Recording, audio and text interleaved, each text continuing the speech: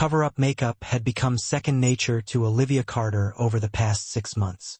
Foundation 3 shades darker than her natural skin tone was layered thick over the purple fingerprints circling her left wrist. Concealer was dabbed carefully along her collarbone, where Ryan's grip had left marks like a necklace she never asked for. The long-sleeved gray shirt she wore to work at Castellano's hid most of it, even though the upscale Italian restaurant's kitchen was hot enough to make her sweat through her uniform by hour 3.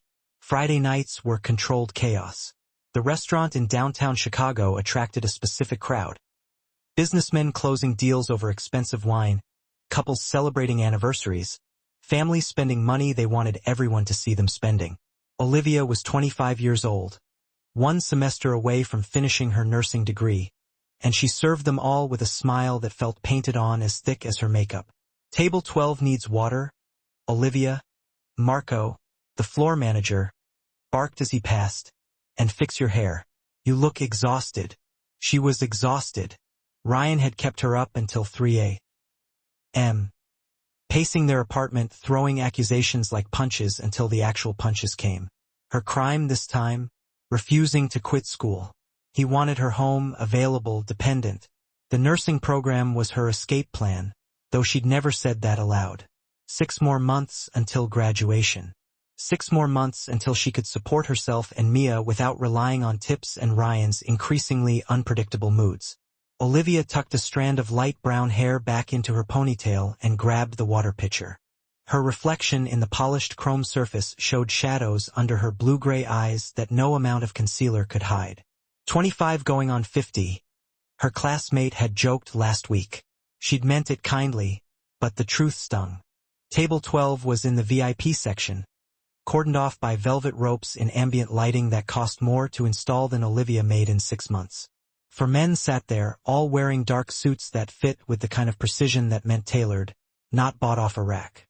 The air around them felt different, charged with an authority that made other diners instinctively lower their voices when passing nearby. The man at the head of the table made Olivia pause mid-step. He was maybe 45, with black hair styled back from a face that belonged in old Italian paintings. Strong features, a jawline that could cut glass, and eyes so dark they looked black in the restaurant's dim lighting. A thin scar traced along his chin, white against olive skin. His suit jacket hung on the back of his chair, white shirt open at the collar, revealing a thick gold chain that caught the light when he moved. Olivia had served hundreds of wealthy men. This one felt different, dangerous maybe, or just powerful in a way that didn't need volume or theatrics. Water? She offered, keeping her voice steady. Please, he said. His accent was subtle American, but shaped by something else underneath. Italian heritage, probably, given the restaurant choice and the gold chain. And menus for my associates.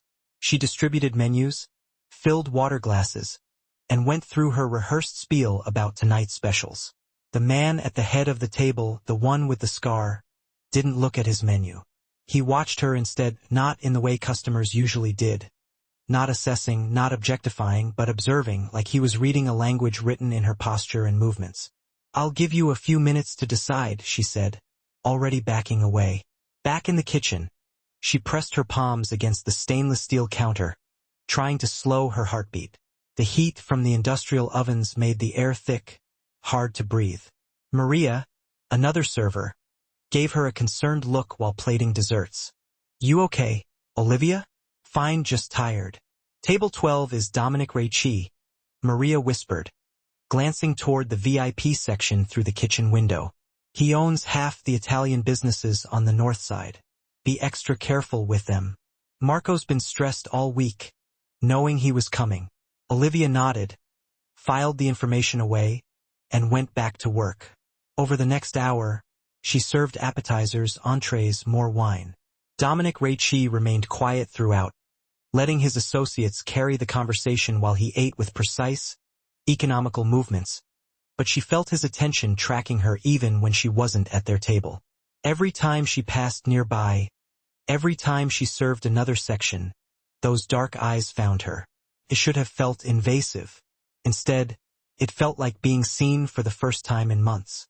She was clearing their appetizer plates when it happened. Her sleeve caught on the edge of a water glass. She grabbed for it, overcorrected, and stumbled. The tray tilted dangerously, 6 expensive wine glasses sliding toward catastrophe.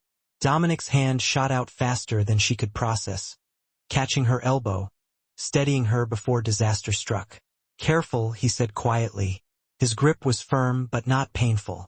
Nothing like Ryan's hands, which always squeezed too hard, left marks that lasted days. This was controlled strength, a power that showed restraint. But in steadying her, he'd pushed her sleeve up past her wrist. The bruises were visible, unmistakable. For distinct finger marks, purple fading to yellow at the edges, circling her arm like a brand. Dominic's eyes dropped to her wrist, then rose to her face. The temperature in the room seemed to drop 10 degrees. Something shifted in his expression. A coldness settling in that made the air feel heavier, more dangerous. "Who did that to you?" The question came out flat, but underneath it ran something volcanic. His 3 associates had stopped talking, all attention suddenly on their interaction. "I'm sorry," she stammered, pulling her arm back, tugging the sleeve down with her free hand. "I'm fine. It's nothing. That's not nothing. I hit it on a door. Stupid accident. I'm clumsy sometimes." His dark eyes held hers for 3 seconds that felt like 3 hours. He knew she was lying. She knew he knew. But something in his face told her he wouldn't push, wouldn't force her to admit what they both understood. "Be more careful," he said, finally releasing her arm with deliberate gentleness. "Doors can be dangerous." The way he said doors made it clear they were no longer talking about furniture. She finished clearing their table with shaking hands, hyper-aware of his attention tracking her every movement for the rest of the meal. He noticed when she adjusted her sleeve 3 times in as many minutes. Noticed when she flinched at Marco's raised voice from across the room. Noticed the careful way she carried heavy trays, favoring her left side where her ribs still ached from Tuesday's argument. When she brought the check, she expected him to say something else to push the issue. He didn't. He just signed the receipt with elegant script, stood, and buttoned his jacket with practiced ease. His associates filed out first, nodding respectfully to him before leaving. Dominic paused beside the table, and she realized he'd left something behind. $500 bills sat folded under his water glass, crisp and new. Underneath was a business card with embossed lettering on the front and a phone number written in neat script on the back. "In case you ever need help with any more doors," he said, meeting her eyes one last time. "Day or night, that number reaches me directly." Then he walked out, moving through the restaurant with the kind of presence that made people step aside without conscious thought. She stood there with trembling hands, staring at a tip that represented 2 weeks of work and a business card that felt heavier than it should. Marco appeared at her elbow within seconds, eyes wide. "What did you do to earn that?" "Nothing," she said truthfully. But as she pocketed the card and the money, she knew that wasn't entirely accurate. Dominic Ricci had seen something in those bruises, something that triggered a response she didn't fully understand. Recognition, maybe, or rage on behalf of someone he didn't even know. The rest of her shift passed in a blur. She served tables, smiled at customers, and avoided Marco's suspicious glances. But her mind kept returning to that moment when Dominic's hand had caught her arm. The careful way he'd held her, like she was something fragile that might break with too much pressure. Ryan had never touched her like that, not even in the beginning, when things were good. His hands always took, demanded control. This stranger's hands had steadied, protected, then released without expectation. By the time she clocked out at midnight, the October rain had started falling, turning Chicago streets slick and reflecting neon signs in distorted colors. She pulled her thin jacket tighter, already dreading the bus ride home and whatever mood Ryan would be in when she got there. The business card sat in her wallet, right behind her driver's license, where she'd see it every time she looked. She should have thrown it away, should have taken the tip as luck and forgotten the whole encounter. Should have known better than to accept anything from a man like Dominic Ricci, whose name Maria had spoken with a mixture of respect and fear. Instead, she traced her fingers over the embossed letters as she waited for the bus, memorizing the number on the back, even though she told herself she'd never use it. just in case. Because, for the first time in 6 months, someone had noticed. Someone had seen past the smile and the makeup and the lies about doors. And that small recognition felt like oxygen. After months of suffocating, the bus arrived, doors hissing open. She climbed aboard, found a seat near the back, and watched Chicago blur past the rain-streaked windows. Tomorrow, she had an 8-hour clinical rotation at the hospital, then another shift at Castellanos. Tomorrow, Ryan would probably apologize like he always did, swear it wouldn't happen again like he always did, make promises they both knew he wouldn't keep. But tonight, she had $500 and a phone number, and the memory of dark eyes that had looked at her bruises with something that felt dangerously close to fury. It wasn't much, but it was more than she'd had that morning. Saturday afternoon hit Olivia like a hangover she hadn't earned. 4 hours of sleep, clinical rotation at the hospital from 6 a.m. to 2 p.m. Then straight to Castellanos for a double shift that wouldn't end until midnight. Her nursing instructor had pulled her aside after rounds to ask if everything was okay at home. The exhaustion must have shown through the makeup. She'd lied, said she was fine, said she'd been studying late. The instructor hadn't believed her, but had let it go. The restaurant was already filling up when she arrived, Chicago's wealthy, taking advantage of the unseasonably warm October afternoon. By 6 p.m., every table in her section was full, and Marco was snapping orders at her like she was personally responsible for the kitchen being backed up. She was refilling water glasses at table 7 when she saw him through the front window. Ryan. Her stomach dropped so fast she nearly spilled water across the white tablecloth. He was weaving slightly on the sidewalk outside, that particular sway that meant he'd been drinking since noon. His shirt was wrinkled, tie loosened, hair disheveled. He'd clearly come straight from wherever he'd spent his afternoon drowning whatever anger had been festering since their fight. He pushed through the restaurant door with enough force to make the hostess jump back. His eyes scanned the dining room until they found her, and the expression on his face made her blood freeze. Olivia. His voice cut through the ambient dinner conversation like a knife. We need to talk now. Marco appeared from the kitchen, his face already red with stress. Sir, I'm going to have to ask you to lower your voice or leave. I'm not talking to you. Ryan shoved past the hostess stand, making his way toward her section. Olivia, did you hear me? Diners were staring now. A man at table 4 had his phone out, probably ready to call the police. She set down the water pitcher with shaking hands and moved to intercept Ryan before he could reach deeper into the restaurant. Ryan, please, she said quietly. I'm working. We can talk later. We'll talk now. He grabbed her wrist, the same one Dominic had seen bruised last night. His fingers dug into the tender flesh, making her gasp. You're my girlfriend. You don't get to ignore my calls all day. Sir, release her immediately, or I'm calling the police, Marco said. But his voice held uncertainty. He was a manager, not security, and Ryan outweighed him by 40 pounds. She belongs to me, Ryan snarled. I don't need your permission to talk to what's mine. He yanked Olivia toward the door. She stumbled, nearly falling, and he jerked her upright with enough force to wrench her shoulder. The pain shot down her arm, sharp and immediate. You're hurting me, she managed. Good. Maybe you'll remember it next time you think about ignoring me. They burst through the front door into the cooling evening air. Ryan didn't stop on the sidewalk. He dragged her around the corner into the narrow service alley that ran between Castellanos and the neighboring building.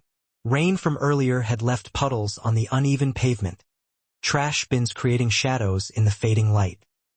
He slammed her against the brick wall hard enough to knock the wind from her lungs. His forearm pressed across her throat, cutting off her air supply. The smell of whiskey rolled off him in waves. 2 years, he said, his face inches from hers.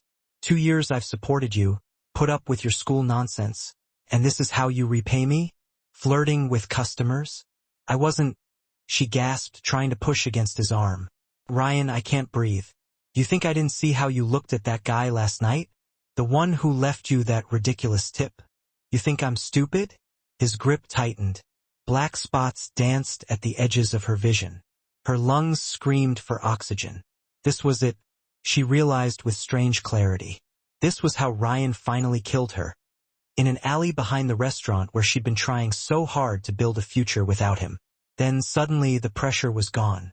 Ryan flew backward like he'd been hit by a car, crashing into the opposite wall with a sound that would have been satisfying if she wasn't too busy gasping for air. She collapsed against the brick, hand at her throat, trying to understand what had just happened. Dominic Raichi stood in the alley entrance, perfectly still except for his eyes. Those dark eyes that had noticed her bruises last night now tracked Ryan with the kind of focus a wolf gives to wounded prey. He wore a different suit today, charcoal gray, still immaculate, despite having just thrown a grown man across an alley. "You made a mistake," Dominic said quietly. Ryan pushed himself upright, too drunk and stupid to recognize the danger he was in. "Who the hell are you?" "Someone who doesn't like seeing women treated like property." Ryan laughed, the sound ugly and aggressive. He charged forward, throwing a wild punch that Dominic sidestepped with minimal effort. Before Ryan could recover his balance, two other men appeared in the alley.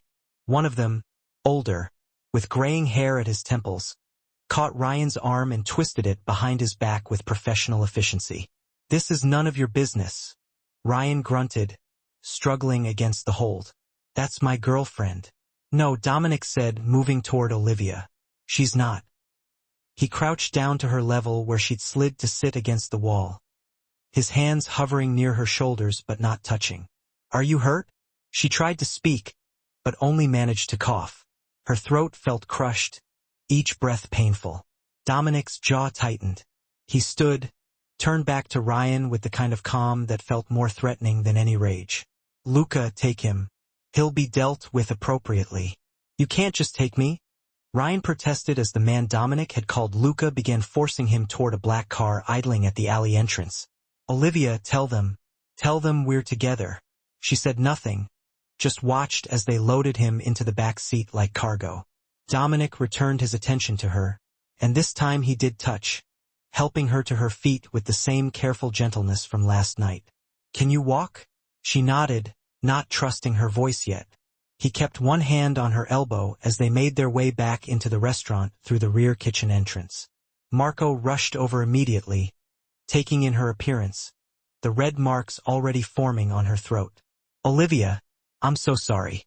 I should have called the police faster." "She needs to go home," Dominic interrupted. His voice held an authority that made Marco's mouth snap shut. "I'll see that she gets there safely. Pay her for the full shift."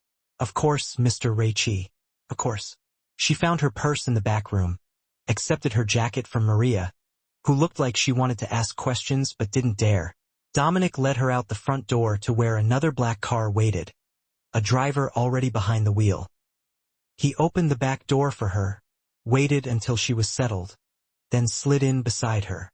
The car pulled away from the curb smoothly, no squealing tires or dramatic acceleration, just quiet, professional competence.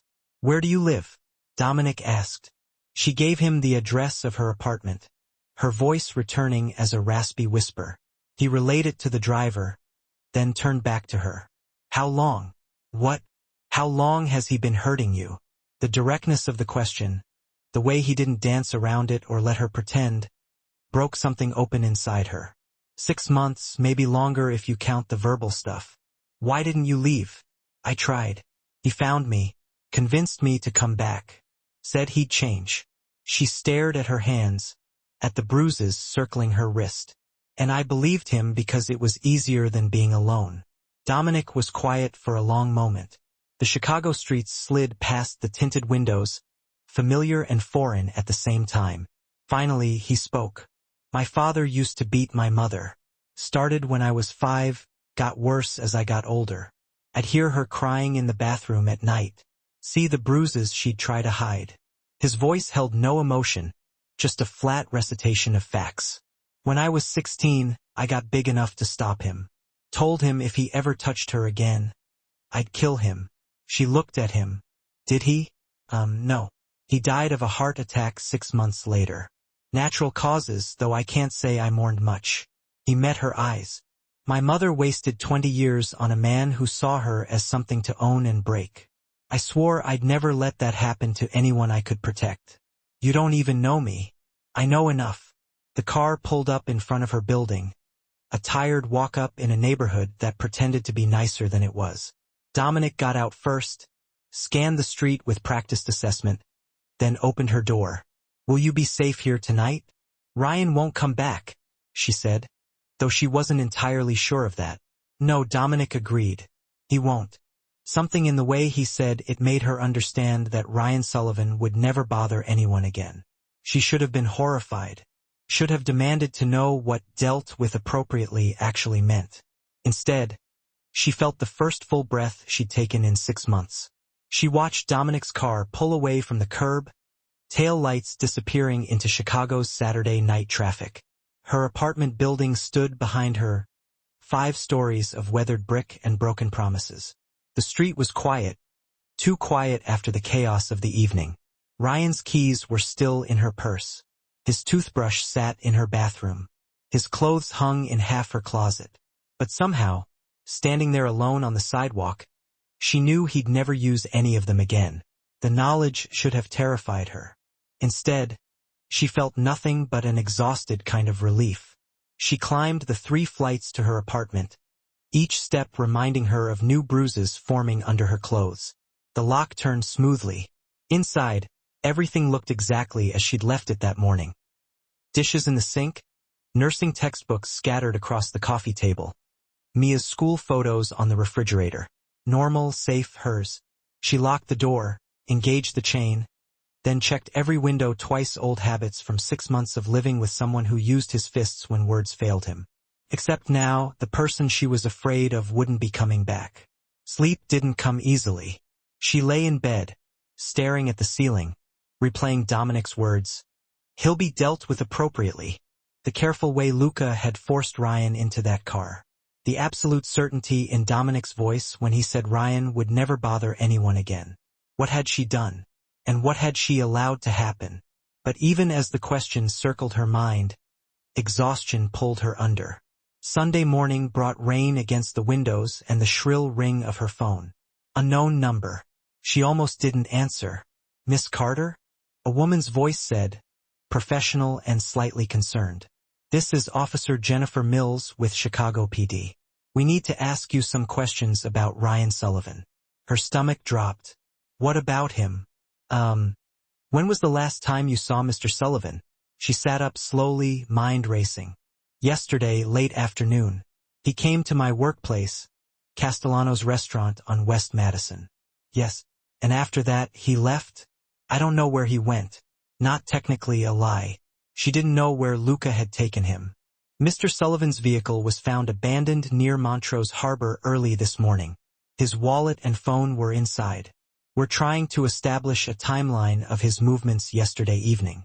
The rain picked up, drumming harder against the glass. She wrapped her free arm around herself, suddenly cold. I don't know anything about that. We broke up. He showed up at my work drunk and angry. The manager had him removed. Removed by whom? I don't know. Some customers helped. Everything happened so fast. Officer Mills was quiet for a moment. Olivia could hear papers shuffling. Miss Carter, we have a report that Mr. Sullivan was physically aggressive with you yesterday. Is that accurate? Her hand went to her throat, to the tender bruises his fingers had left. Yes. And you didn't call the police? It was over before I could. The customers intervened. More silence, more shuffling. We may need you to come in for a formal statement. Someone will be in touch. The call ended. She sat holding the phone, staring at Ryan's contact information, still saved in her contacts. Should she delete it? Keep it as evidence of what? Her hand shook as she set the phone down. A knock at the door made her jump so hard she nearly fell off the bed. She approached cautiously, looked through the peephole. Dominic Ricci stood in the hallway, holding a small black bag and 2 cups of coffee. She opened the door. You didn't sleep, he observed, taking in her. Her appearance was disheveled. She still had on the clothes from the day before. Her hair was a tangled mess, and her face was devoid of the makeup she typically used as a shield. Not much. May I come in? She took a step back, allowing him to enter her cramped apartment. He seemed out of place there, far too refined and powerful for her worn-out furniture and linoleum that was peeling away. Yet, he moved through the space as if he belonged, placing the coffee on her kitchen counter and opening the black bag to reveal medical supplies. "Sit," he instructed, gesturing toward one of her mismatched kitchen chairs. "I'm fine. You're not. And lying about it isn't helping either of us." She sat down. He pulled the other chair closer, beginning to examine her throat with gentle fingers. The bruises had become darker overnight. Ryan's handprint was visible in shades of purple and red. "This needs ice," Dominic said, getting up to raid her freezer. He wrapped ice cubes in a dish towel and carefully pressed it against her neck. "Hold it there for 15 minutes. He returned to his bag, pulling out arnica gel, antibiotic ointment, bandages, professional supplies, the kind that suggested he'd done this before. "The police called," she said quietly. "They found Ryan's car by the lake." Dominic's hands didn't stop working as he spread gel over the bruises on her wrist. "What did you tell them?" "The truth. That he came to the restaurant drunk? That he was asked to leave? That I don't know where he went after that." "Good. Is he dead?" The question hung between them, heavy and unavoidable. Dominic finished treating her wrist, carefully wrapping it, then looked her directly in the eyes. "Ryan Sullivan will never hurt you or anyone else again. That's all you need to know." "That's not an answer. It's the only answer I'm giving you. What happened to him was a consequence of his own actions. He put his hands on you. In my world, that has a price." She pulled her hand back, cradling it against her chest. "Your world? What exactly is your world?" "Complicated. I gathered that much from the way everyone at the restaurant treats you." Dominic stood up, moved to her kitchen sink, and washed his hands with the same methodical care he'd shown while treating her injuries. When he turned back, his expression held something she hadn't seen before. Vulnerability, maybe, or just exhaustion. "I grew up watching my father terrorize my mother," he said. "It started when I was 5, got worse every year. He'd come home drunk, find something wrong with dinner or the house or just the way she looked at him. Then he'd use his fists to correct her." He leaned against her counter, arms crossed, but his posture held tension that suggested the memory still cut deep. "I was too small to stop it. Could only listen through my bedroom door while she tried not to scream, tried not to wake me up, even though I was already awake, already hearing everything." "How old were you when it stopped?" 16. "I gotten big enough by then, strong enough. Came home one day and found him beating her in the kitchen. Something snapped in me." He looked at his hands as if they belonged to someone else.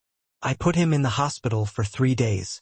Told him if he ever touched her again, I'd kill him." "Did he?" No. Had a heart attack 6 months later. Doctor said it was stress and poor diet, but I think it was fear. Fear that next time I wouldn't stop at a warning." Rain continued its assault on the windows. Somewhere in the building, a baby cried. Normal sounds of normal life. "My mother wasted 20 years on a man who saw her as property to damage," Dominic continued. "By the time she was free, she'd forgotten who she'd been before him. That's what men like Ryan do. They don't just hurt you physically. They erase you piece by piece until there's nothing left but fear." "I was going to leave," she said. "After graduation. I had it planned. New city, new job. He wouldn't have been able to find me. Maybe. Or maybe he would have. And next time there wouldn't have been anyone to pull him off you." Dominic moved back to the table, crouched down so they were eye level. "I'm not asking for gratitude. I'm not asking for anything. But I need you to understand that what happened to Ryan wasn't random anger and violence. It was protection of you, of the next woman he would have hurt, of everyone his existence threatened."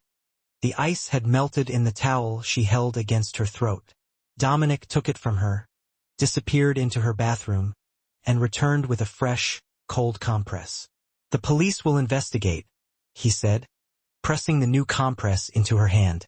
"They'll ask questions. They'll probably talk to you again. All you know is that Ryan showed up at your workplace drunk and aggressive.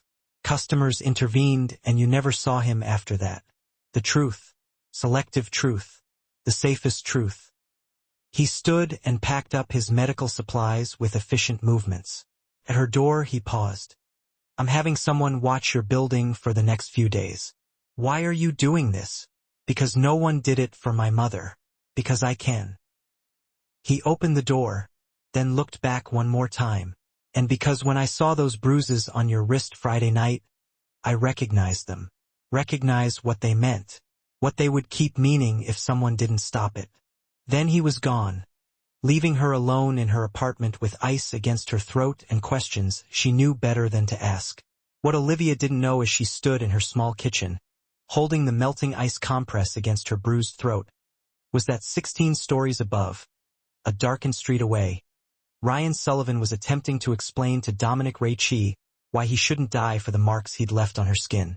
It was an argument he would not win. Monday brought more police. A detective, this time older, with tired eyes and a wedding ring worn thin from years of service. Detective James Williams sat across from Olivia in her living room, asking the same questions Officer Mills had asked, looking for inconsistencies that didn't exist because she told the truth, just not all of it. You and Mr. Sullivan were in a relationship for 2 years, Detective Williams said, reviewing his notes. Were there previous incidents of violence? Yes. Did you ever file a report? No. Why not? Because Ryan had convinced her it was her fault. Because filing a report would have made it real. Because she was ashamed. She gave the detective a simpler answer. I was scared. He nodded like he'd heard it before. Probably had the customers who intervened at the restaurant Saturday night. Can you describe them? It happened fast. I was focused on breathing. But you saw them at dark suits, professional looking. I didn't get names. The restaurant manager said one of them was Dominic Ray. Her face remained carefully neutral. I don't know who that is. Detective Williams studied her for a long moment. They both knew she was lying. They both knew he couldn't prove it. Miss Carter, if you know something about Mr. Sullivan's whereabouts. I don't. It would be better to tell us now. I told you everything I know. He left his card and said to call if she remembered anything else. She put it in the drawer with Dominic's card and tried not to think about how her life had become a collection of phone numbers she might never use. That afternoon, her phone rang again. Not the police this time. A lawyer, a smooth voice with expensive diction, saying Dominic had retained his services on her behalf should she need legal representation during the investigation into Ryan's disappearance. She thanked him, saved the number, and added it to the collection. Ryan Sullivan had been gone for 48 hours. His car sat in an impound lot waiting for forensics that would find nothing useful. His apartment remained untouched, rent paid through the end of the month by automatic withdrawal. And Olivia went to class Monday evening like nothing had changed. Took notes on pharmacology and wound care. Practiced starting IVs on rubber arms that didn't bruise. Normal, safe hers. The bruises on her throat would fade. The ones on her wrist already looked better thanks to Dominic's careful treatment. In a week, maybe 2, there would be no physical evidence Ryan had ever touched her. But she'd carry the weight of what she'd allowed to happen for much longer than that. When she returned home that night, she found Mia sitting cross-legged on the couch, chemistry textbook open on her lap, but her attention focused on her phone. At 16, Mia Carter already showed signs of the beauty she would grow into. Same blue-gray eyes as Olivia, but with their father's sharp intelligence behind them. Hey, Olivia said, dropping her backpack by the door. Sorry I'm late. Lab ran long. Mia looked up, her eyes immediately going to the bruises visible on Olivia's neck. Despite her attempts to cover them with makeup and a scarf, something flashed across her face. Anger, recognition, resignation. You don't have to lie to me, you know, she said quietly. I know about Ryan. Olivia froze, keys still in her hand. What do you mean? Mia set her phone down, screen up. On it was a local news article. Chicago businessman missing, car found abandoned. Everyone at school is talking about it. They know he was your boyfriend. Her voice dropped. They know he hurt you. Olivia moved to the couch, sat beside her sister. Mia, I'm glad he's gone. The fierceness in her voice was startling. I've been waiting for him to kill you for months. It wasn't that bad. Yes, it was. Mia's eyes filled with tears. I heard him, Olivia, through the walls. I saw the makeup you thought covered everything. I'm not stupid. The silence between them stretched, filled with years of things unsaid. Since their parents died 3 years ago, Olivia had worked so hard to protect Mia from the harsh realities of their situation, the medical debts, the constant struggle to keep them both fed and housed while she finished school. She thought she'd succeeded. Apparently not. I'm sorry you had to see that, Olivia finally said. I should have been stronger, should have left him sooner. No. Mia shook her head emphatically. Don't you dare apologize. He's the one who should be sorry. Is sorry hopefully wherever he is now. The edge in her sister's voice made Olivia look closer. Mia, what do you know about what happened to Ryan? Mia's eyes met hers, unflinching. Nothing for sure, but I know you came home Saturday night looking like you could breathe for the first time in months. And I know there's a black car that's been parked across the street since Sunday morning. Olivia crossed to the window, peered through the blinds. Sure enough, a dark sedan was parked at the corner, the occupant invisible behind tinted windows. Security, she murmured. What? Nothing. She let the blinds fall back into place. We should get some sleep. We both have early classes tomorrow. Later, after Mia had gone to bed, Olivia found herself staring at her sister's phone, still open to the article about Ryan. She scrolled through it, looking for any mention of Dominic Ricci. There was none, just quotes from Ryan's coworkers saying he wasn't the type to disappear, that he was reliable, successful. A quote from his mother saying he'd seemed happier than ever recently. Lies. All lies that no one would question because the truth that Ryan Sullivan was a monster who hid his true nature behind designer suits and charming smiles was inconvenient. She deleted the article from Mia's browser history and went to bed. The next 10 days passed with the strange rhythm of a life suspended between before and after. Ryan Sullivan remained missing. His mother called her twice, voice shaking, asking if she knew anything. She told her the same thing she told the police. No.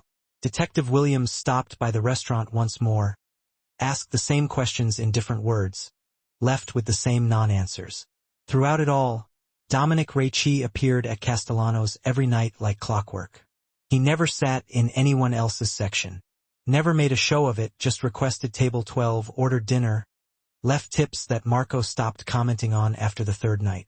They didn't talk much beyond the necessary exchange of orders and pleasantries, but his presence felt like a shield she hadn't known she needed.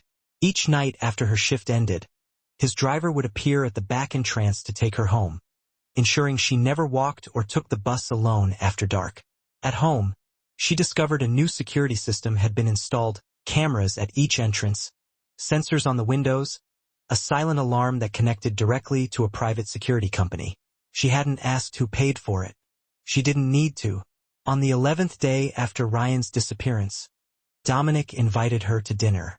Not at Castellano's, but at a brownstone in Lincoln Park that he explained was one of his properties. It was the first time they'd spoken at length since that Sunday morning in her apartment.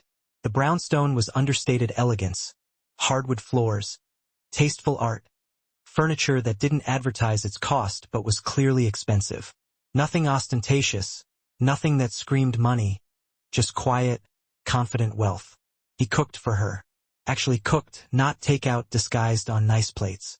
Pasta with a sauce that smelled like someone's grandmother had spent hours perfecting it. Fresh bread. Wine that probably cost more than her textbooks. You cook? She asked, surprised. My mother insisted I learn. Said no man should expect a woman to take care of him. They ate at a small table overlooking a garden lit by string lights. For 20 minutes, they talked about nothing important: her pharmacology exam, his meeting with suppliers, Mia's school projects. Normal conversation that felt surreal given everything underneath it. Finally, Dominic set down his fork and looked her directly in the eye. The nightmares you're having about Ryan, they'll fade. She stared at him, startled. How did you know? I recognized the look. The way you check behind you even in safe places. The circles under your eyes. She looked down at her plate. They're not exactly nightmares, more like questions. Things I can't bring myself to ask in daylight. So, ask them now. She took a deep breath. Is Ryan dead? Would knowing for certain make you feel better or worse? I don't know. Then perhaps that's your answer. They finished dinner in silence. As she helped clear the plates, she noticed a silver pocket watch sitting on a shelf in the living room.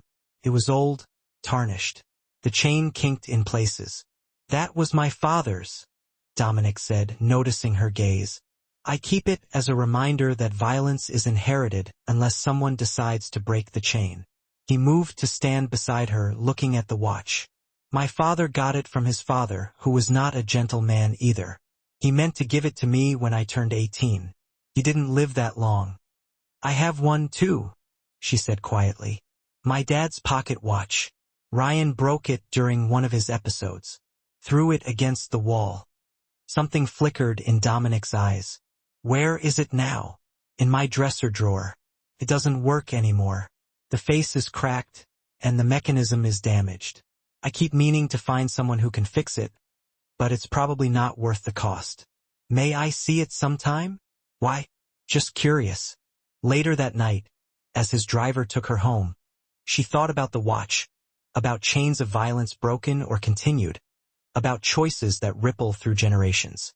She wondered where Ryan was now, whether he was looking at the stars or buried beneath them. She wondered if she'd ever stop wondering. Thursday afternoon, she was between her pharmacology lecture and the start of her shift when her phone rang. Unknown number, but she'd started answering those since Ryan disappeared.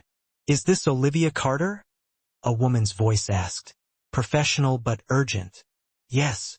This is Northwestern Memorial Hospital. Your sister, Mia Carter, was brought in an hour ago following a motor vehicle accident. She's stable, but we need you here. The world tilted. Her backpack slipped off her shoulder, hitting the sidewalk with a thud that barely registered. Is she okay? What happened? She has a concussion, and we're monitoring for internal injuries. The doctor will explain everything when you arrive. How soon can you get here? She looked around the street corner where she'd stopped, calculating. Bus to the train to the hospital. Maybe an hour if everything connected perfectly. Mia alone and scared for an hour. I'm coming now, she managed, already moving. The buses in Chicago ran on spite and prayer during rush hour. She stood at the stop, watching 3 pass by, too full to take more passengers, panic building with each minute. Mia was 16. She was supposed to be invincible. She was supposed to be the one thing in Olivia's life that Ryan hadn't touched, hadn't ruined. A black car pulled up to the curb. The window rolled down, and Dominic looked out at her. Get in. She didn't question it. Didn't ask how he knew where she was or what she needed. Just yanked open the door and climbed into the back seat. Northwestern Memorial, she said. My sister Mia. She's in the emergency room. They said there was an accident. I know. He was already giving directions to his driver. I have people who monitor things that matter. You received a call 12 minutes ago from the hospital. I was 3 blocks away. The car moved through traffic with aggressive efficiency, the driver navigating gaps she wouldn't have attempted. She pressed her hands together to stop them from shaking. She's only 16, she said to no one in particular. Our parents died 3 years ago. Car accident, drunk driver. She was 13. I promised them I'd take care of her. Dominic didn't offer empty reassurances. Just let her talk. Ryan hated how much attention I gave her. Said I treated her like she was more important than him. She looked at her hands, at the fading yellow bruises on her wrist. She's the only family I have left. Nothing is going to happen to her, Dominic said with a certainty she desperately wanted to believe. Northwestern has excellent trauma care. She's in the right place. They made it to the hospital in 17 minutes. Dominic followed her through the emergency room doors, and his presence somehow made the triage nurse move faster. Call for the attending physician immediately instead of making her wait. Dr. Patel met them in a consultation room, a young woman with kind eyes and careful hands. as she pulled up Mia's scans on a computer screen. "Your sister has a moderate concussion and bruised ribs from the seatbelt," she explained, pointing to the images. "We've done a CT scan that shows no internal bleeding. She was very lucky." The other driver ran a red light, T-boned the passenger side where Mia was sitting. If she'd been driving, we'd be having a different conversation. Relief hit so hard Olivia had to sit down. Dominic's hand found her shoulder, steadying. "Can I see her? She's asking for you." Room 3. Mia looked impossibly small in the hospital bed, one side of her face swollen and bruising, and 4 running into her left arm. But her eyes opened when Olivia entered, and she tried to smile. "Hey," she said, voice raspy. "Sorry, I know you had work." Olivia sat in the chair beside her bed, took her uninjured hand. "Work doesn't matter. Nothing matters except you being okay. My friend's mom was driving. She's fine too. Her car is totaled, though." Mia's eyes filled with tears. "I'm sorry, Liv. I know we can't afford hospital bills right now. Don't worry about that. But Ryan always said." She stopped, awareness dawning. "Wait, where's Ryan? He usually shows up when something happens to lecture me about being more careful." Olivia had been so focused on getting to the hospital. She hadn't prepared for this question. Mia was smart, observant. She'd noticed Ryan's absence eventually, but Olivia had hoped for more time. "Ryan and I broke up," she said carefully. "He's not around anymore." "Good." The vehemence in her voice was surprising. "He was terrible to you. I hated him. Mia, I'm not stupid, Olivia. I saw the bruises. I heard him yelling through the phone. I just didn't know how to help." Fresh tears spilled over. "I should have done something." "Hey, no." Olivia squeezed her hand gently. "This wasn't your job. You're 16. Taking care of you is my job, not the other way around." A soft knock interrupted them. Dominic stood in the doorway holding 2 cups of coffee and a bottle of water. "They said she could have fluids," he said, offering Olivia the water. Mia's eyes widened slightly, taking in Dominic's expensive suit, the way he moved through the hospital like he owned it. "Who's that?" she whispered to Olivia. "A friend," Olivia said. "He gave me a ride here." "Some friend," Mia murmured, but she was too exhausted to push for details. Dr. Patel wanted to keep Mia overnight for observation, standard protocol with concussions. Olivia planned to stay with her and called Marco to explain she wouldn't make her shift. He was surprisingly understanding, probably because Dominic had already called ahead to inform him. When Mia finally fell asleep, sedated and monitored, Olivia stepped into the hallway to find Dominic talking quietly with an administrator. They shook hands, and the woman walked away with a satisfied expression. "What was that about?" Olivia asked. "Your sister is being moved to a private room with better monitoring equipment. Dr. Patel will remain her primary physician, but I've arranged for a neurologist to consult on her concussion protocols." "Dominic, I can't afford. You're not paying for any of this." His tone left no room for argument. "Medical bills, follow-up appointments, physical therapy if she needs it. It's handled. I can't accept that. You can and you will." He guided her to a quiet corner of the hallway away from the nurse's station. "Consider it an investment in your future. You're 6 months from finishing nursing school. I can't have you dropping out because of medical debt. Why are you doing this?" He was quiet for a moment, considering his answer. "Because Ryan made you feel like you had to choose between your education and your sister, between your future and your survival. I'm showing you that that there are people who can help without demanding pieces of yourself in return." The next 3 days established a pattern she simultaneously craved and feared. Dominic drove her to the hospital each morning before her classes, picked her up afterward to take her back for evening visiting hours. Mia's condition improved steadily. The private room he'd arranged had a window overlooking Lake Michigan, equipment that beeped reassuringly through the night she spent in the uncomfortable chair beside her sister's bed. On the 4th day, Mia was discharged with strict instructions about rest and concussion monitoring. Dominic's driver brought them home, carried the flowers and cards Mia had received from her school friends up 3 flights of stairs without complaint. After Mia was settled on, after giving Olivia instructions to relax on the couch, watch some mindless television, and call him if she felt dizzy, Dominic escorted her down to the street where his car was waiting. "Thank you," she said, her gratitude overflowing. "For everything. I honestly don't know how I would have managed without you." "You would have found a way," he countered, a hint of admiration in his voice. "You're resourceful." He opened the car door, then paused, a thought occurring to him. "I'll be at Castellanos tonight, table 12. I'll be working." "I know," she replied softly. He drove away, and she climbed back upstairs, only to find Mia watching her from the window, her gaze filled with a calculating interest that made Olivia uneasy. That evening at the restaurant, Olivia served Dominic at his usual table. They didn't talk about the recent ordeal at the hospital, about Mia's trauma, or about Ryan's conspicuous absence.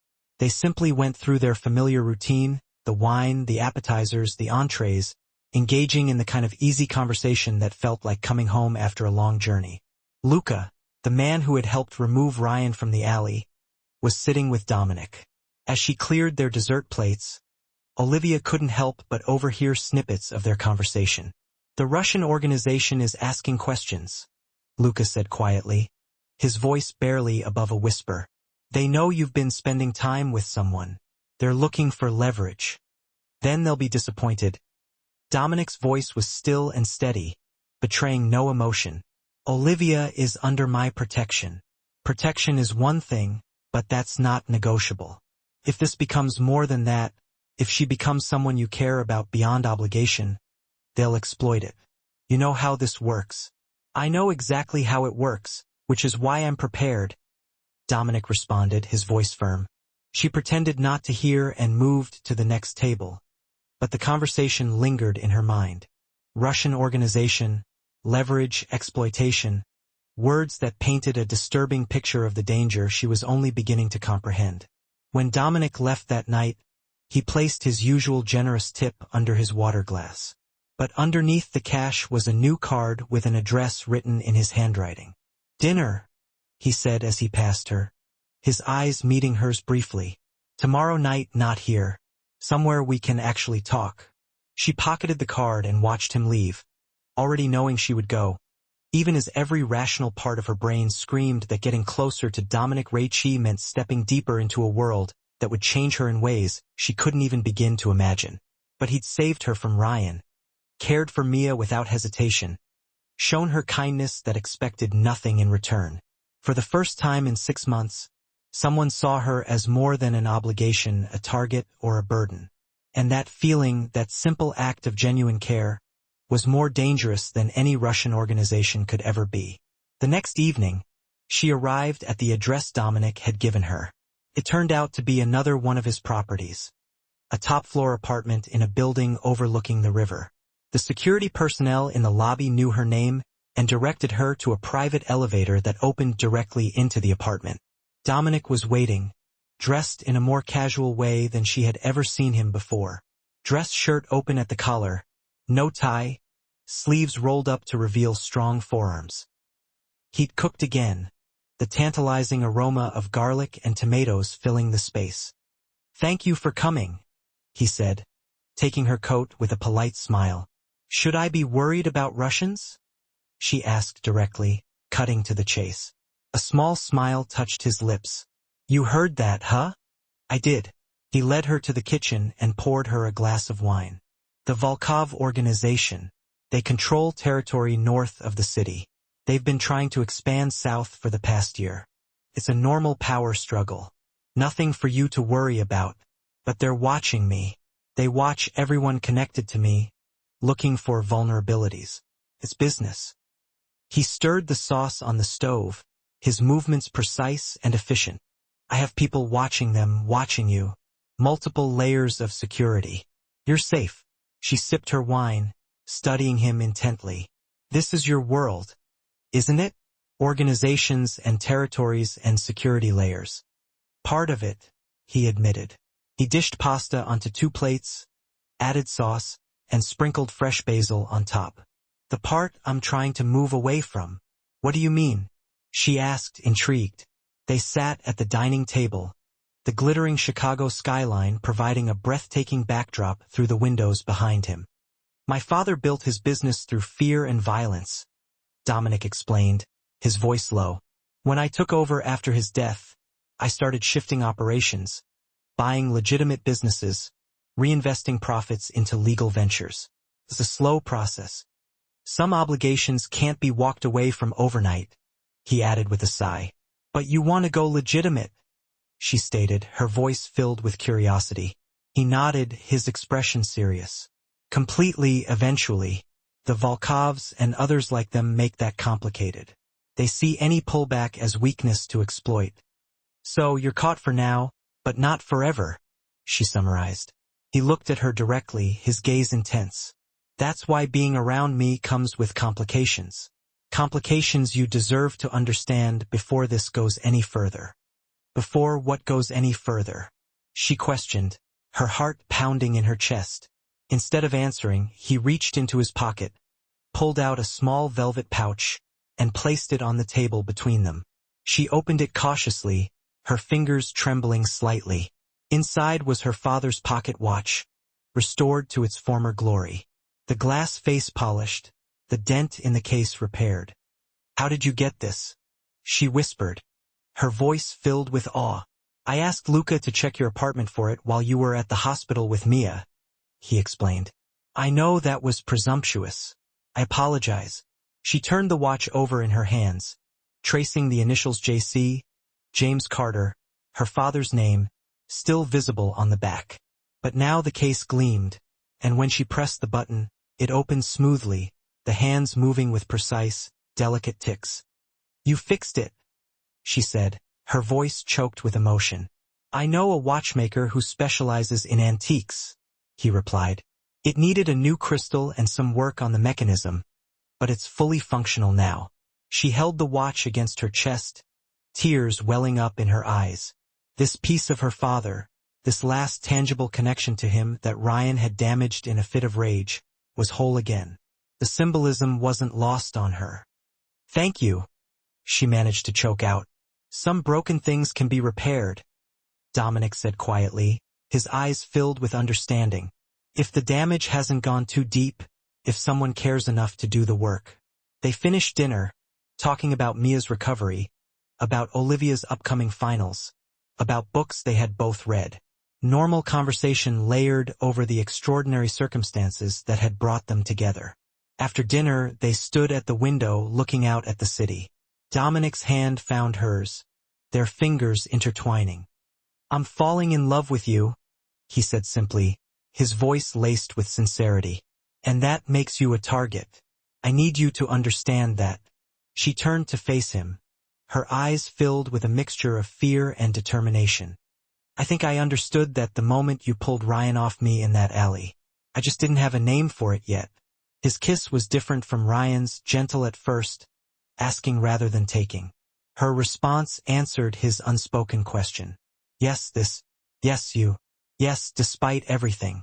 Later, as they stood at the elevator, her coat back on, the watch safely in her pocket, he held her face between his hands, his gaze intense. We take this slowly, carefully, and you tell me the moment it becomes too much, he said, his voice firm. She nodded, understanding all the things he wasn't saying. The danger, the complications, the fact that his world operated by different rules than the one she'd known. As she rode the elevator down, she thought about choices and consequences, about Ryan's hands on her throat and Dominic's hands cradling her face, about violence that destroyed and violence that protected. She thought about her sister, healing from injuries that could have been so much worse, about her parents, who had taught her to value education and independence above all else. She stepped out into the Chicago night, where one of Dominic's cars waited to take her home, and realized she'd already made her choice the moment she'd pocketed that first business card.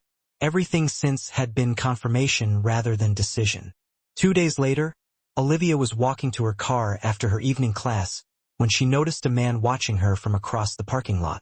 He wasn't one of Dominic's men. She'd grown familiar with their watchful but respectful presence. This man was different. Blonde, hard-faced, with an intensity that made her skin prickle. She quickened her pace, keys clutched in her hand, heart racing. As she reached her car, another vehicle pulled up beside her, a black sedan with tinted windows. The passenger window lowered, revealing a man she'd never seen before. "Miss Carter," he said in a thick accent. "Please get in. Mr. Volkov would like to speak with you."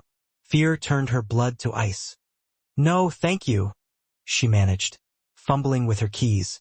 The man sighed, then opened his jacket just enough to reveal the gun holstered beneath. It wasn't a request. Before she could react, scream, run, another car screeched into the lot, Luca's SUV. Cut between her and the sedan, tires smoking. Luca was out of the driver's side in seconds, his own weapon drawn, two more men emerging from the back seats. "Back away from her now," Luca ordered, his voice deadly calm. The Russian driver swore, slammed the car into reverse, and peeled out of the parking lot. The blonde man she'd noticed earlier was already gone, vanished into the shadows. Luca was at her side in an instant, guiding her to his vehicle. "Are you hurt?" "No, They said Volkov wanted to talk to me." "That's not all he wanted," Luca said grimly. "He opened the passenger door for her." "Dominic is waiting. We need to move you somewhere safe now." As they drove through the Chicago night, sirens wailing in the distance, Olivia realized the game had changed. She wasn't just a woman Dominic Raichi was protecting anymore. She was a weapon his enemies could use against him, and she had no idea what that meant for either of them. Luca drove through the Chicago night with practiced precision, taking convoluted routes. Olivia noticed they doubled back several times, with Luca constantly checking the mirrors. His knuckles were white on the steering wheel, jaw tight with concentration. "Where are we going?" she asked, fighting to keep her voice steady. "Somewhere safe," Luca replied, not taking his eyes off the road. "Dominic has a property outside the city, secure, remote." The city lights began to fade as they headed north, buildings giving way to suburbs, then to more isolated stretches of road lined with trees. After an hour of driving, they turned onto a private road that wound through dense forest, eventually opening onto the grounds of what could only be described as an estate. The main house was a sprawling stone structure illuminated by strategic lighting that emphasized its imposing presence without creating blind spots. The surrounding gardens were immaculately maintained, but Olivia noticed the high walls, the cameras disguised as landscape features, the guards positioned at key points around the perimeter. This wasn't just a luxury home. It was a fortress. Dominic was waiting at the front entrance, his face a mask of controlled fury. When he saw her step out of Luca's vehicle, something in his expression shifted, relief perhaps, or resolve. "Are you hurt?" he asked, moving to her side. "No, Luca got there in time," she replied, her voice slightly trembling. Dominic nodded to Luca, a wordless exchange that spoke volumes about their shared history. "Get her inside. I need to make calls." The interior of the house matched its exterior, elegant but understated, wealth displayed through quality rather than ostentation. A woman in her 60s appeared in the foyer, her silver-streaked dark hair pulled back in a neat bun, her eyes, Dominic's eyes, assessing Olivia with quiet interest. "Mother," Dominic said. "This is Olivia Carter. Olivia, my mother, Elena Raichi. I wish we were meeting under better circumstances." Elena said, her accent more pronounced than her son's. "Come, you must be exhausted. I'll show you to your room." "Wait," Olivia said, looking between them. "My sister Mia, she's alone at our apartment. If these people tried to get to me..." "Already taken care of," Dominic assured her. "Two of my men picked her up 20 minutes ago. They're bringing her here. She'll be safe." The fact that he'd thought of Mia immediately, that he'd understood Olivia's priorities without needing to be told, made something in her chest tighten. Ryan would have dismissed her concerns, accused her of caring more about her sister than him. Dominic had simply acted. Elena led her upstairs to a suite of rooms larger than her entire apartment. "The bathroom has everything you might need," she said, opening closets to reveal clothes in approximately Olivia's size. Dominic had these brought in when he called to say you were coming. How long have you known? Olivia asked. About me, I mean. Elena smiled, the expression softening the aristocratic planes of her face. My son has mentioned you. Not much. He's always been private, but enough for me to know you matter to him. She moved to the window and looked out at the grounds below.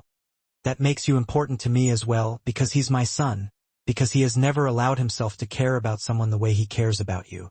Not since his father died.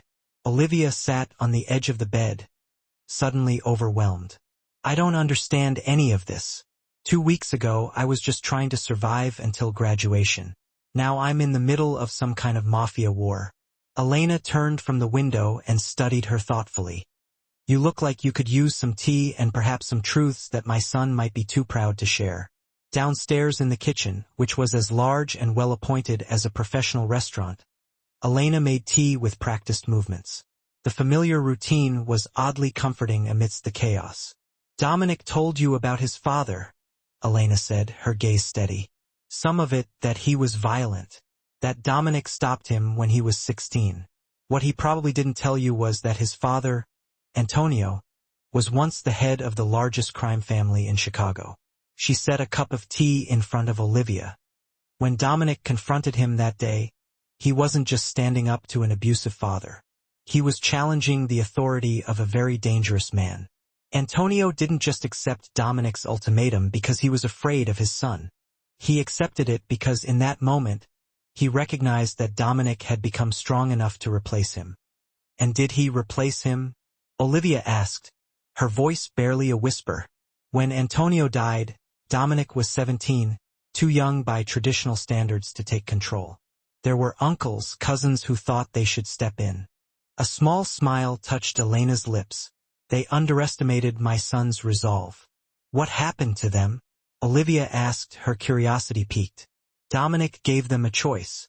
Accept his leadership or leave the family business entirely. Most chose to stay. Those who didn't were allowed to go in peace, provided they never interfered with family matters again.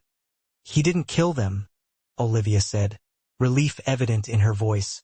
No, that was the first sign that he would be different from his father. Antonio would have eliminated any challenge to his authority. Dominic found another way. Elena sipped her tea. That has been his approach from the beginning. Violence as a last resort, not a first impulse. Olivia absorbed this information, trying to reconcile it with the man she was coming to know. But he still runs a criminal organization. He inherited one, Elena corrected gently, and has spent the last 28 years transforming it. When Antonio died, 90% of our family income came from illegal activities. Now it's less than 30% and decreasing every year. The sound of car tires on gravel drew their attention. Elena moved to the window. Your sister has arrived. Moments later, Mia burst into the kitchen, eyes wide with a mixture of fear and amazement. Olivia, what the hell is going on? These guys showed up at the apartment saying I was in danger.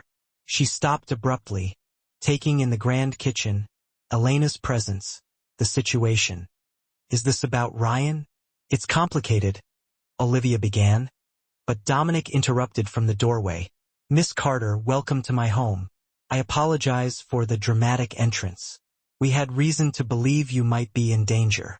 Mia looked him up and down with the unflinching assessment of a teenager. You're him, aren't you? The reason Ryan disappeared. Mia, Olivia hissed, mortified. What? Am I wrong? Dominic's expression remained unreadable. Your sister was in danger. I helped to remove that danger. And now we're in danger again, Mia concluded. Because of you. Yes, Dominic acknowledged, surprising them both with his candor. Indirectly. There are people who would use you to get to me because they believe I care about your sister. Do you? Mia challenged, her eyes narrowed. I do, Dominic replied without a moment's hesitation. The simple admission hung in the air between them. Elena broke the silence, standing and placing a hand on Mia's shoulder. Come, I'll show you to your room. It's next to your sister's. Then perhaps you'd like something to eat. The chef can prepare whatever you'd like. As Elena guided Mia from the kitchen, the teenager glanced back at Dominic, her expression defiant. If anything happens to my sister because of you, I don't care who you are. I'll find a way to make you sorry.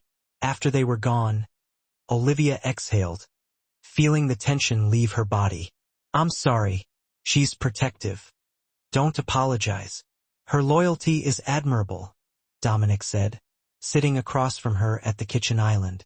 She reminds me of you. What happens now? Olivia asked, her voice tinged with anxiety. You and Mia stay here where it's safe until I resolve the situation with the Volkovs, he replied. How long will that take? A few weeks, maybe longer. He met her eyes directly, his gaze unwavering. I won't lie to you, Olivia. This is serious. Viktor Volkov sees you as leverage against me. He won't stop until he gets what he wants or understands that the cost would be too high. And what does he want? She asked, her voice barely a whisper. Territory. Access to the ports I control. A foothold in Chicago that would allow him to expand his operation. Will you give it to him? Olivia asked, her heart pounding in her chest. Dominic's expression hardened. No. Volkov deals in human trafficking, among other things. Allowing him to expand his operation would mean more lives destroyed. I won't be responsible for that. Olivia tried to process the surreal turn her life had taken. From nursing student with an abusive boyfriend to being at the center of a territorial dispute between crime families. What about school, my clinicals? I can't just disappear for weeks. I've already spoken with the dean of nursing at your university, Dominic said matter-of-factly. You've been granted an emergency leave of absence for family reasons, with extensions on all assignments and arrangements to complete your clinicals in a condensed time frame once you return. You spoke to my dean? Olivia was stunned. How did you even know who to contact? I make it my business to know everything about people who are important to me, he said, his voice low and serious. Seeing her expression, he added, Too much? Despite everything, she found herself smiling a little. But I appreciate the thought, she admitted. For the next few days, life at the estate settled into an unexpected rhythm. Mia, after her initial shock, adapted with the resilience of youth, exploring the grounds under guard supervision, making use of the indoor pool, and discovering the extensively stocked library.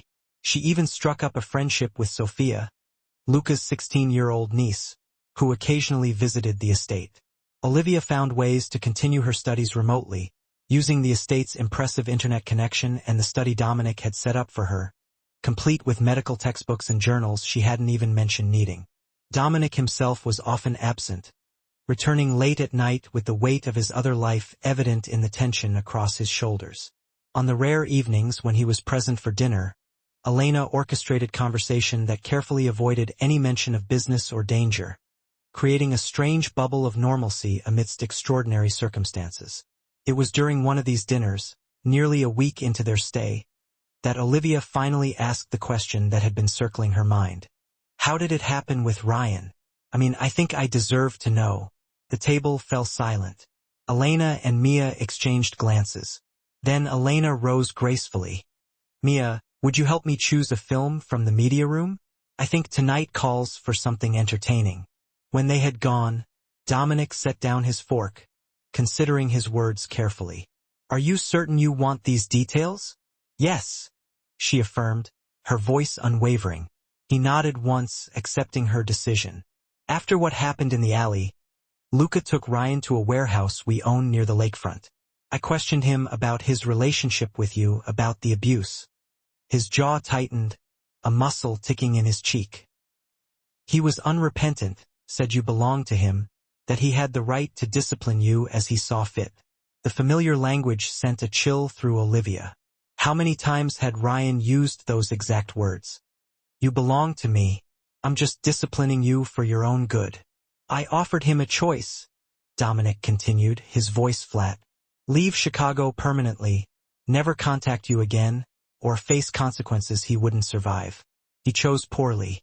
You killed him, she stated. It wasn't a question. Yes, the simple admission hung between them. She had known, of course, from the moment Ryan disappeared, but hearing Dominic confirm it made it real in a way it hadn't been before. "Does that change how you see me?" Dominic asked, his voice carefully neutral. Olivia considered the question, searching her feelings.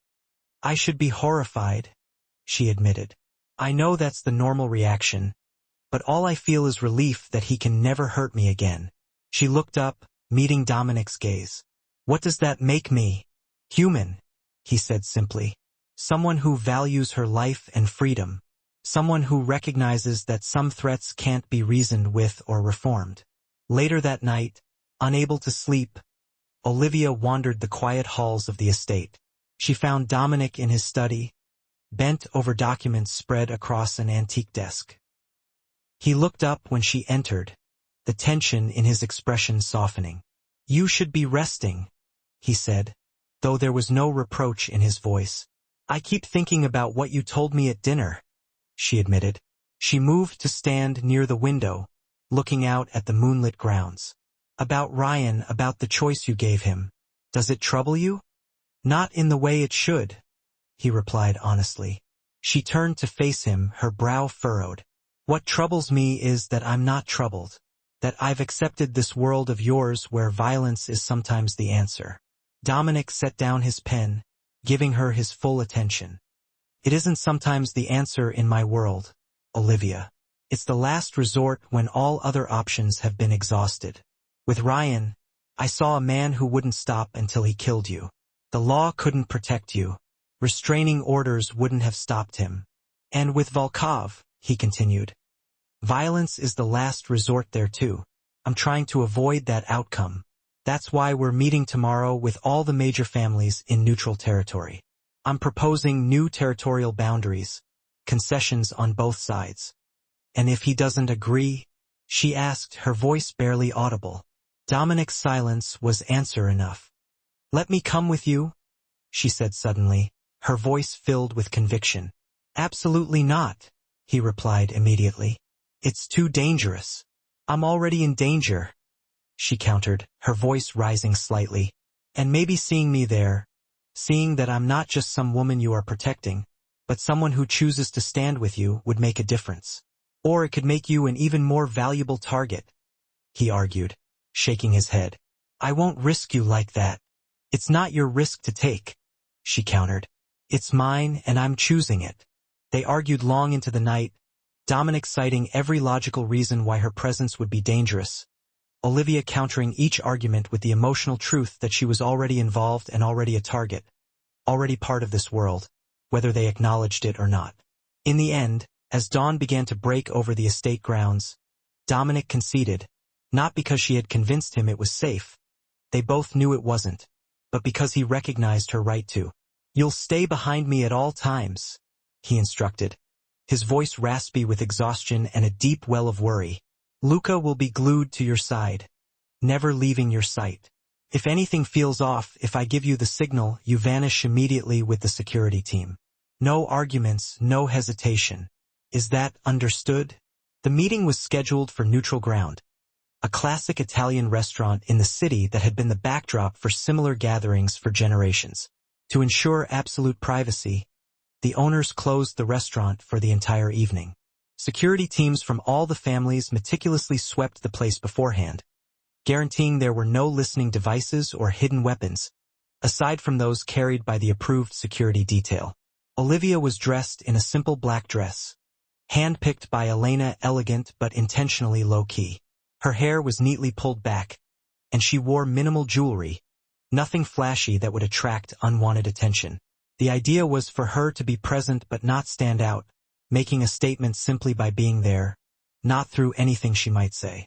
The restaurant's private room was arranged with a long, rectangular table where representatives from the 5 leading families were seated according to the established pecking order. Dominic took his place at one end, with Volkov positioned at the other. This visual arrangement immediately conveyed that the primary focus of the negotiation was between their two organizations. Viktor Volkov wasn't the imposing figure Olivia had envisioned. In her mind, she had pictured someone physically intimidating and overtly menacing. Instead, he was surprisingly slender, almost scholarly, with wire-rimmed glasses and impeccably groomed silver hair. But his eyes gave him away, cold, calculating, and constantly assessing everyone in the room, categorizing them as either an asset or an obstacle. Those eyes lingered on Olivia for just a beat too long when she entered behind Dominic, a flicker of surprise quickly masked by a practiced indifference. She felt Luca stiffen beside her, his hand subtly inching closer to the weapon she knew he was carrying. The negotiations kicked off with formal pleasantries, tradition dictating that certain protocols had to be observed. Then they got down to business, territorial boundaries, control of key ports, and access to distribution channels. Olivia only understood a fraction of what was being discussed, the language deliberately vague even in this private setting. Dominic presented his proposal with the self-assuredness of a man used to being listened to. It outlined new boundaries that would grant Volkov limited access to areas he desired while maintaining Dominic's control over the most vital territories. These were concessions that appeared generous on the surface but included subtle limitations that even Olivia, with her limited knowledge, could detect. Volkov countered, pushing for more, as everyone had anticipated.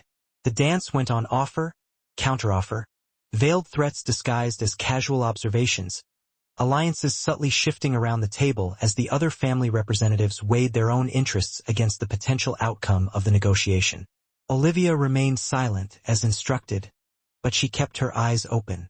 She noticed how Volkov's gaze kept returning to her, as if he were calculating something she couldn't quite figure out. She also noticed how the other family's representatives were closely studying the dynamic between her and Dominic, drawing their own conclusions. The breakthrough came unexpectedly after almost 3 hours of intense negotiation. Volkov leaned back in his chair, removed his glasses, and addressed Dominic directly. "Your proposal has merit, Mr. Ritchie, but I remain unconvinced of your commitment to our mutual cooperation." His accent was subtle but distinct, his English remarkably precise. "Perhaps, as a show of good faith, you might consider formally introducing me to your companion. I find myself rather curious about someone who has clearly become so essential to your decisions." His eyes shifted to Olivia. The room fell silent, the request hanging in the air like a sharpened blade. Everyone present understood the underlying meaning.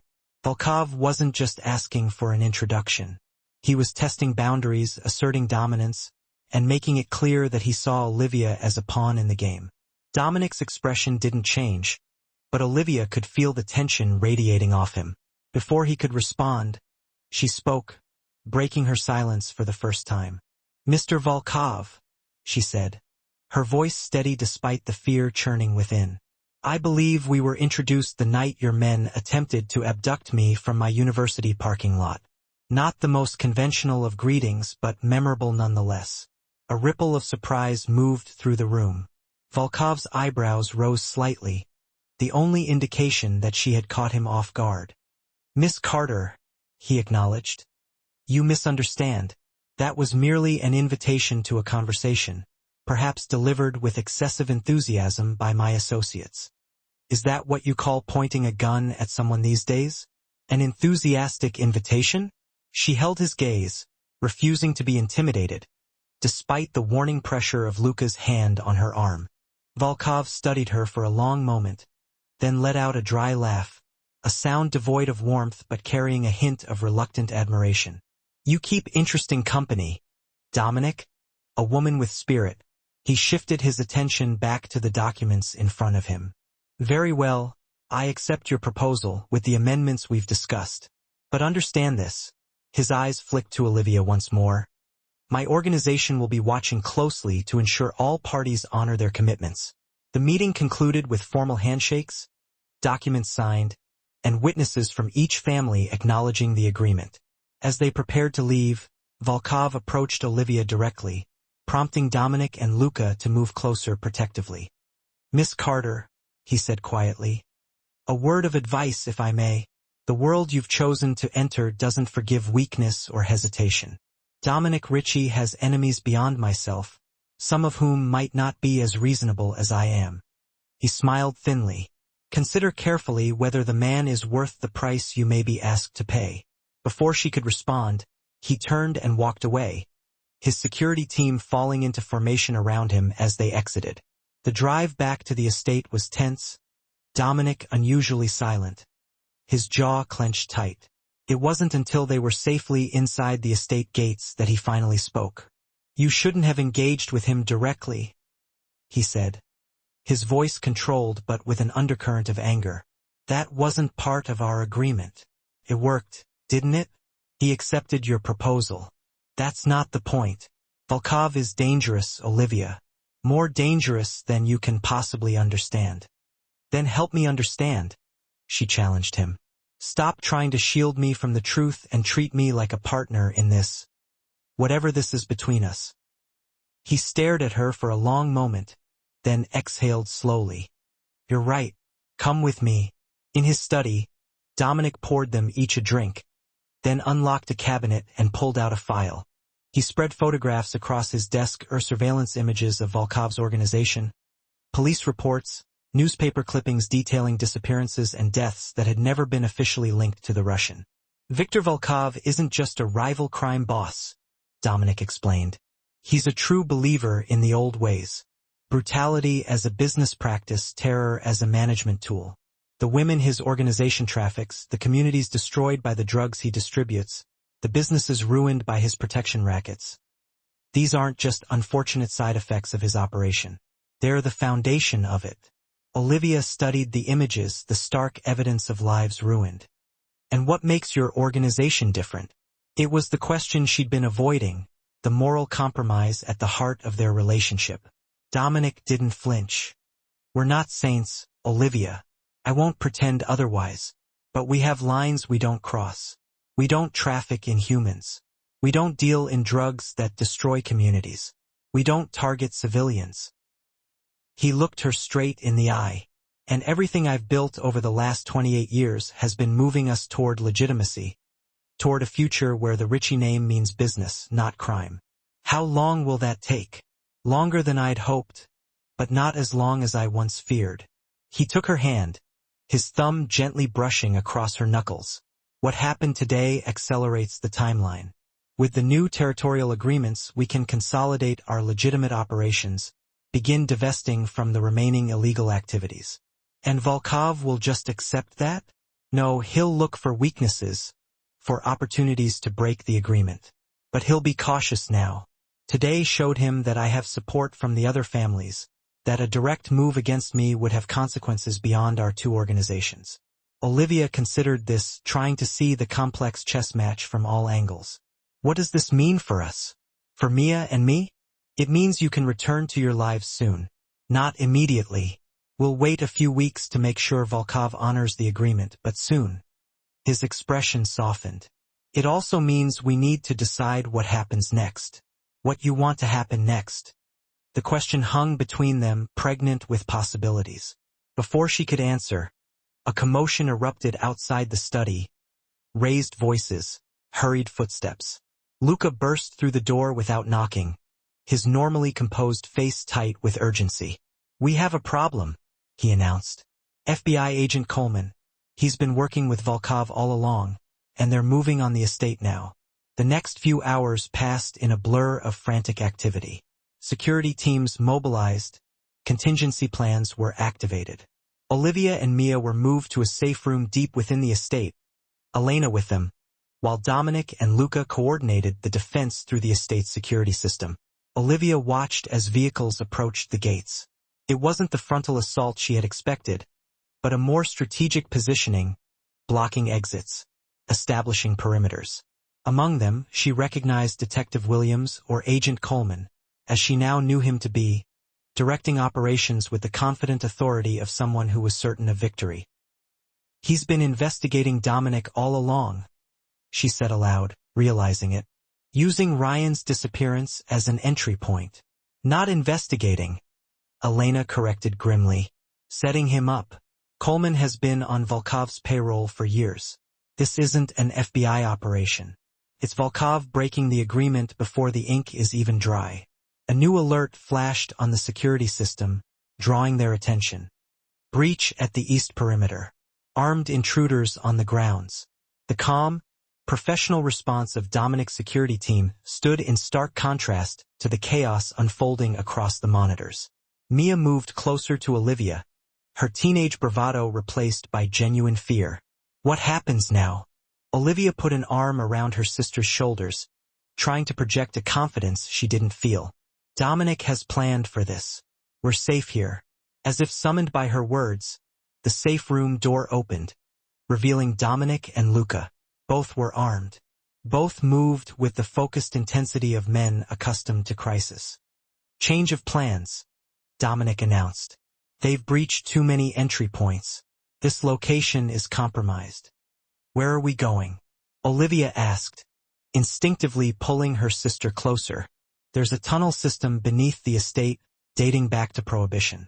It leads to a secondary property half a mile away. We have vehicles waiting there.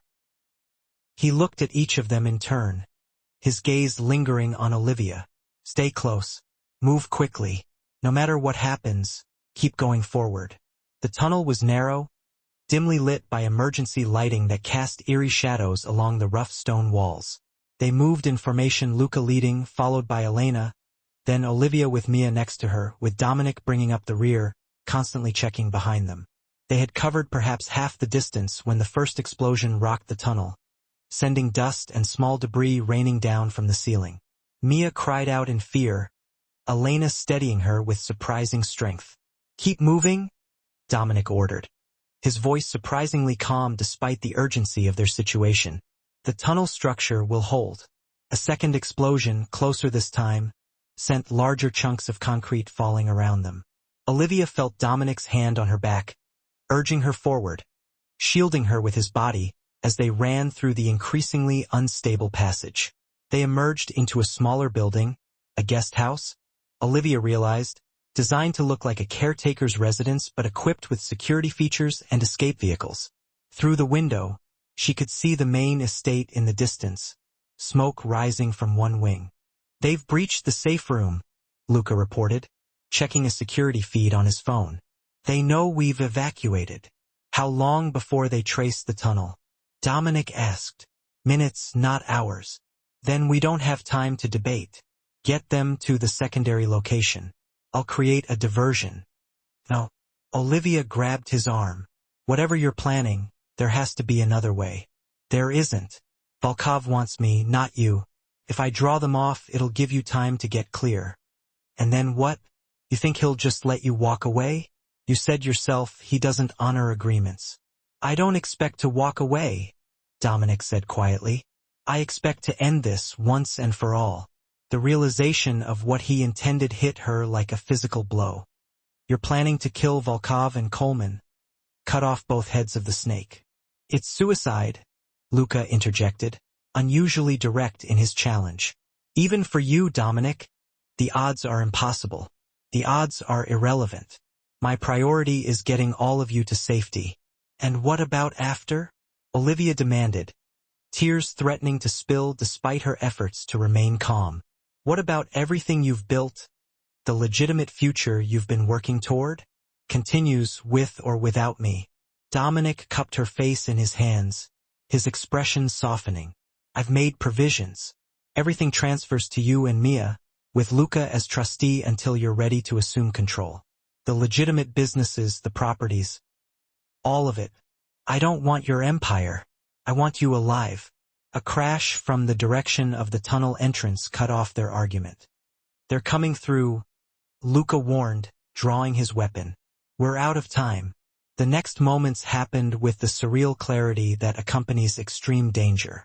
Dominic kissed Olivia, once, fierce and final, then pushed her toward the exit where vehicles were waiting. Elena and Mia were already being guided into an armored SUV by Dominic's security team. Go, he ordered. Luca, get them out now. Olivia felt Luca's hand on her arm, pulling her toward the vehicles, even as her instincts screamed at her to stay with Dominic. She resisted, trying to break free of his grip. Olivia, please, Dominic implored, the command in his voice giving way to something more vulnerable. I can't focus on what needs to be done if I'm worrying about you. Then don't do it. Come with us. They'll follow. You know they will. This ends now or it never ends. The truth of his words hung between them, undeniable despite her desperate wish to find another solution. Behind them, the sounds of pursuit grew louder. Time had run out. "I love you," she said. The words torn from her despite all the reasons they shouldn't be true. Something in Dominic's expression shifted, surprise, perhaps, or a strengthened resolve. "Then live for both of us if necessary."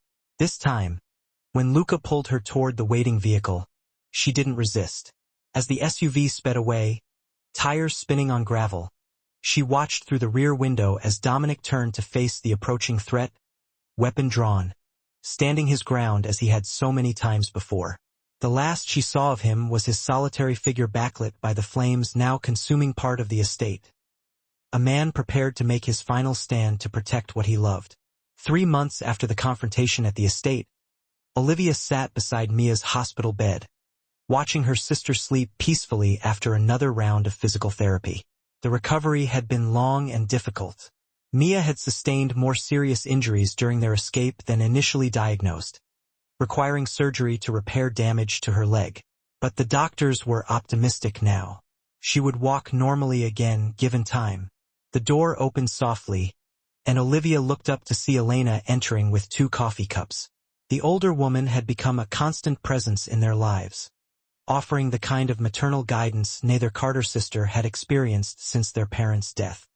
"Any change?" Elena asked, handing Olivia a cup. "The doctor says she might be able to come home next week." Olivia sipped the coffee gratefully. "Have you heard anything?" Elena's expression softened. "Luca called an hour ago. It's done. The last of Volkov's organization has been dismantled. The FBI, the real FBI, is arresting the remaining members as we speak. And Coleman's facing multiple charges, federal prosecution. He won't see daylight for decades." Olivia nodded, relieved but still troubled by the question she couldn't bring herself to ask. Elena seemed to read her thoughts. "Dominic is still in recovery. The doctors say he's making remarkable progress for someone who took 3 bullets." Elena's hand covered Olivia's. "He's asking for you." "I can't leave Mia. I'll stay with her. She'll understand." Olivia hesitated, then nodded. She'd been avoiding this moment, fearing what she might find. The last image she had of Dominic was his solitary figure, prepared to sacrifice himself for her safety. The weeks since had been a blur of uncertainty and whispered updates from Luca, who had managed Dominic's organization in his absence. The private recovery facility was located in a converted mansion on Chicago's North Shore, its grounds heavily secured by men Olivia now recognized as Dominic's. They nodded respectfully as Luca escorted her through quiet hallways to a suite overlooking Lake Michigan. She paused at the door, her heart racing. Is he different? Luca understood her fear. He's still Dominic, just a little slower for now. When she entered, Dominic was sitting in an armchair by the window, reviewing documents spread across a side table. He looked thinner, paler, but his eyes, those dark, intense eyes, were unchanged when they found hers. Olivia. Just her name, but it carried everything they hadn't said. You should be in bed, she said, medical training overtaking emotion. I've had enough of beds. He set aside the papers. How is Mia? Better. Coming home soon. She moved closer, her eyes cataloging his visible injuries, the careful way he held himself. They said you took 3 bullets. 4 actually, but who's counting? Despite everything, she found herself smiling. I'm the nurse, remember? I remember everything. He reached for her hand, and she allowed herself to take it, feeling the strength still present in his grip. Including that you said you loved me. I thought you were going to die. And now that I didn't? She met his gaze directly. Still true. Something in his expression shifted, relief, perhaps, or resolution. Volkov is dead. His organization is finished. Coleman will spend the rest of his life in prison. I know. Elena told me. What she didn't tell you is that this creates an opportunity. The legitimate businesses, the imports, the restaurants, the real estate, they're all stable, ready for a full transition. Dominic, I made you a promise. A future without fear, without looking over your shoulder. He squeezed her hand. I'm keeping it. 6 months later, on a crisp October evening, exactly 1 year after they first met, Olivia stood in the living room of her new apartment, adjusting her graduation cap in the mirror. The nursing degree had been a hard one, delayed by the chaos that had engulfed their lives, but completed with honors. You look perfect, Mia said from the doorway, leaning slightly on her cane. The doctor said she wouldn't need it much longer. Very professional. Nervous perfect or actual perfect? Both. Mia grinned. Dominic is waiting downstairs. He said to tell you they're holding your seat at Northwestern Memorial Hospital, where Olivia had secured a position in the trauma unit, where she had once brought Mia after the accident. Life had a way of coming full circle. Dominic was waiting beside his car, looking more like himself than he had in months. The physical therapy had restored his strength, though he sometimes still moved with care when he thought no one was watching. He wore a perfectly tailored suit, as always, but something about him was different, less shadowed, perhaps. The weight of Volkov's threat lifted. Ready? He asked, almost shyly. She reached into her pocket and pulled out her father's pocket watch. For luck. His smile was tender as he took it, running his thumb over the polished surface. You don't need luck. You've earned this. The graduation ceremony passed in a blur of names and faces. When they called Olivia Carter's name, she walked across the stage to accept her degree, catching sight of Dominic, Mia, and Elena in the audience, her family. Unexpected and unconventional as it was. After the ceremony, Dominic drove them to the Chicago lakefront. The restaurant overlooking the water was exclusively reserved for their celebration. The staff discreetly efficient as they served champagne and offered congratulatory toasts. Later, as the evening wound down, Dominic led Olivia onto the restaurant's terrace. The city spread before them, lights glittering against the night sky. I have something for you, he said, reaching into his pocket. She expected another thoughtful gift. Dominic had proven himself remarkably attentive over the months of recovery and rebuilding. Instead, he produced a folder of legal documents. What's this? The final transfers. As of this morning, all my legitimate businesses operate completely independently of any other interests. The restaurants, the import company, the real estate holdings, all clean, all legal. She took the folder, skimming the documents with growing amazement. How did you manage this so quickly? I had motivation. His eyes met hers. You once asked me how long it would take to go legitimate. The answer is exactly 1 year from the night I first saw bruises on a waitress's wrist and decided some things are worth changing for. The weight of his words settled around her. He had restructured his entire empire, severed connections built over decades, all while recovering from near-fatal wounds. There's something else. He took her hand, guiding her to face him fully. The FBI has officially closed the Ryan Sullivan case. The Cole case, they're calling it. You're free of that shadow, too. Relief washed through her. So what happens now? That depends. From his pocket, he withdrew a small velvet box. I promised you a future without fear, without looking over your shoulder. He opened the box, revealing a ring with a single perfect diamond. I'd like to be part of that future, if you'll have me. The ring caught the city lights as she took the box from his hands. Are you sure? This life, our life, it will never be entirely normal. Normal is overrated. His smile held both amusement and tenderness. I prefer extraordinary. Like falling in love with a waitress who was brave enough to stand up to monsters, both human and organizational. Olivia looked from the ring to Dominic to the city beyond, where their unlikely story had begun.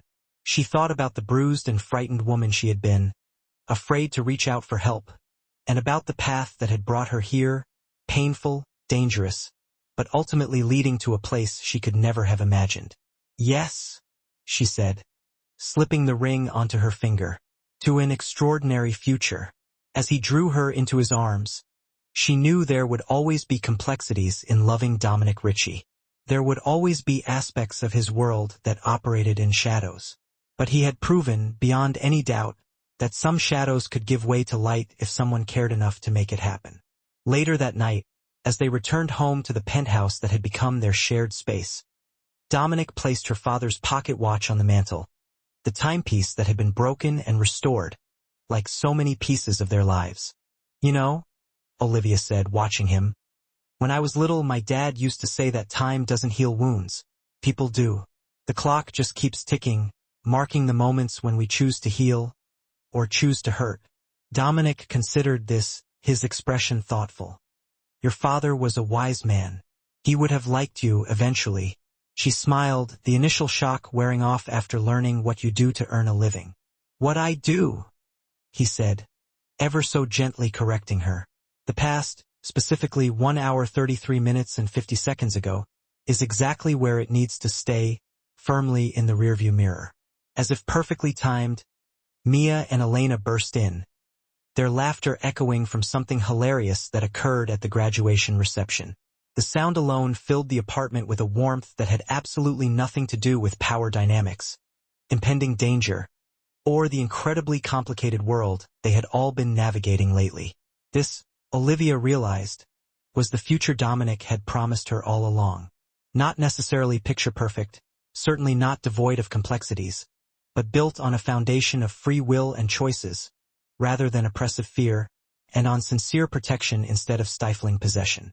Outside, the city of Chicago continued its timeless, eternal rhythm. Somewhere within the sprawling metropolis, fresh new dangers would inevitably emerge, and new and unforeseen challenges would undoubtedly arise. But for tonight, just for this particular moment, a moment meaningfully marked by her father's restored watch, Olivia Carter finally allowed herself the freedom to believe, with every fiber of her being, in the extraordinary and deliberately chosen future that they were actively creating together.